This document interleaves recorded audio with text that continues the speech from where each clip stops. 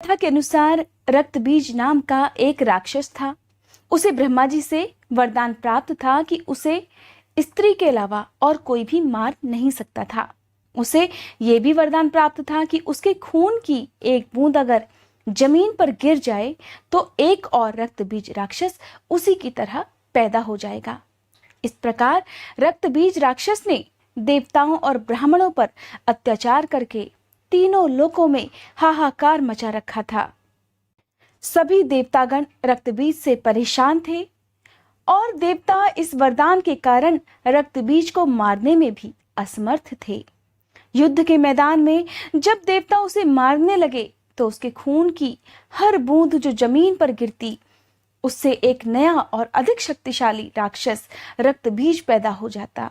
इस प्रकार युद्ध के पूरे मैदान में लाखों रक्तबीज के साथ देवताओं को युद्ध करना पड़ता। अब देवताओं के लिए बहुत मुश्किल और असंभव हो गया था कि वे रक्तबीज से युद्ध करते और उसे हराते। और इस तरह निराश होकर जब सभी देवतागण भगवान भोलेनाथ के पास मदद मांगने के लिए गए, तब उस समय भगवान भोलेनाथ गहरे ध्यान में थे। वे तपस्या में लीन थे।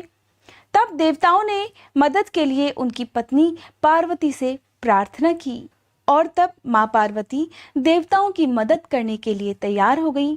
उन्होंने काली का रूप धारण कर लिया। मां काली के इस रूप को देखकर स्वयं देवता भी डरने लगे। मां काली का रंग अत्यंत काला था। उनकी जीभ क्रोध में खून की प्यासी बाहर की तरफ लटकती हुई दिखाई देती थी। मां काली ने अपने गले में नरमुंडों की माला पहन रखी थी और उनके मुंह से ऐसा लगता था मानो ज्वाला निकल रही हो।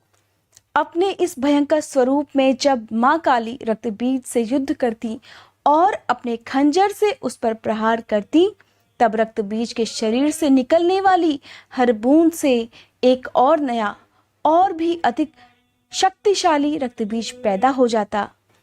इस प्रकार युद्ध करते करते जब बहुत देर हो गई, तब मां काली ने अपनी जीभ का आकार बड़ा कर लिया और जैसे ही रक्तबीज का रक्त गिरता, तब जमीन पर गिरने से पहले ही वे अपनी जीभ में उस रक्त को ले लेती। अब युद्ध के मैदान में मां काली रक्तबीज पर प्रहार करते हुए उसका रक्त पी रही थी, जिसकी वजह से रक्तबीज की शक्ति कमजोर पड़ती जा रही थी। इस प्रकार रक्तबीज धीरे धीरे कमजोर होने लगा और फिर मां काली ने उसका वध कर दिया। रक्तबीज का वध करने के बाद मां काली का क्रोध शांत ही नहीं हो पा रहा था और तब सभी देवतागण उनके विकराल स्वरूप के सामने आने से डरने लगे, क्योंकि उनके सामने जो भी आता उनका वह विनाश कर देती। क्योंकि मां काली इतने क्रोध में थी कि उन्हें स्वयं भी नहीं पता चल रहा था कि वे क्या कर रही हैं। मां काली के इस डरावने और भयंकर स्वरूप को देखकर अब देवतागण परेशान हो गए कि मां काली का गुस्सा कैसे शांत किया जाए। तब सभी देवतागण मिलकर महादेव के पास गए और उनसे प्रार्थना की, हे महादेव, कृपा करके कोई ऐसा उपाय बताइए जिससे मां काली को शांत किया जा सके। और तब भगवान शिव ने बहुत सारे प्रयास किए, परंतु मां काली का क्रोध शांत नहीं हो पाया और वे तांडव करती ही रहीं, विनाश करती ही रहीं। आखिरकार तब भोलेनाथ ने खुद को मां काली के पैरों के बीच में गिरा दिया और जैसे ही मां काली का पैर भोलेनाथ के ऊपर पड़ा, मां काली का क्रोध शांत हो गया और फिर से वह मां काली से मां पार्वती बन गई। इस प्रकार सभी देवतागण मिलकर भोलेनाथ और मां पार्वती के काली स्वरूप की जय जयकार करने लगे। इस तरह गुप्त नवरात्रि के पहले दिन जो भी भक्त मां काली की इस कथा को सुनता है, मां काली उनके सभी दुख हर लेती हैं। बोलो काली मैया की जय।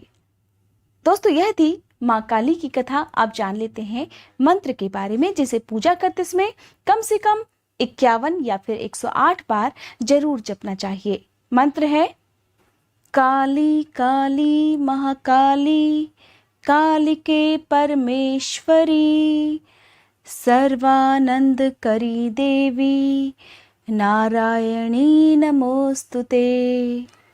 इस प्रकार गुप्त नवरात्रि के पहले दिन मां काली की पूजा करने के बाद जितनी भी देर आपके लिए संभव हो इस मंत्र का जाप करने के साथ ही मां काली से अपनी मनोकामना पूर्ति के लिए प्रार्थना जरूर करनी चाहिए। मां काली सभी भक्तों की मनोकामना पूरी